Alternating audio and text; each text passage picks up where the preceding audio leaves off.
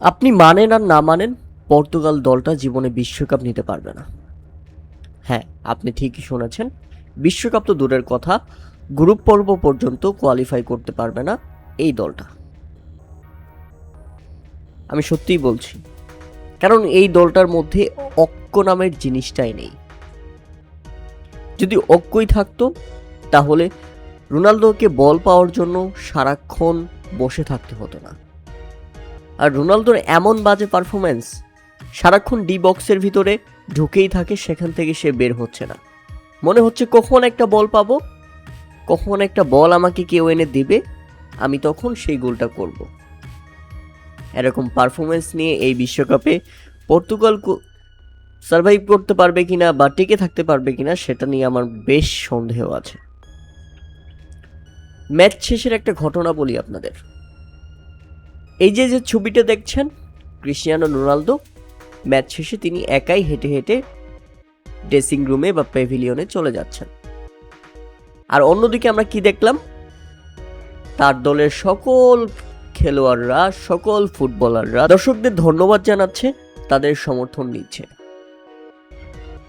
তার মানে কি, ক্রিস্টিয়ানো রোনালদো বোঝাতে চেয়েছেন তিনি শুধু পারফরমেন্স করতে এসেছেন, নাকি বিশ্বকাপে সমর্থকদের দোয়াও প্রয়োজন?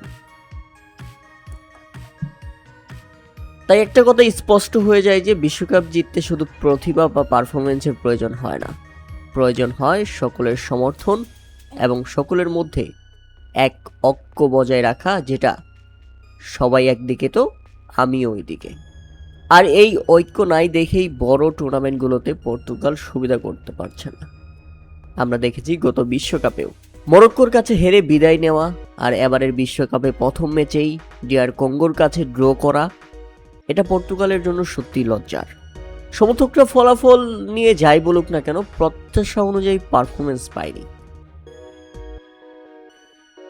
এমনও কিছু কিছু খেলা আছে যেখানে দল হেরে গেলেও সেখানে প্রত্যাশা অনুযায়ী পারফরমেন্স থাকে, সেটা দেখতে বা খেলা দেখতেও ভালো লাগে, এনজয় করা যায়।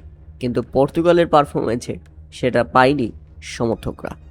তাই আমি বলবো পর্তুগালের ট্রফি জেতার সামর্থ্য আছে, এখন শুধু প্রয়োজন সঠিক নেতৃত্ব এবং প্রয়োজন দলের মধ্যে ঐক্য গড়ে তোলা, যেখানে একটা দল মৌমাছির চাকের মতো এক হয়ে খেলবে। দর্শক, আমার মতামত আপনাদের কাছে কেমন লেগেছে তা অবশ্যই আমাদের কমেন্ট করে জানাবেন।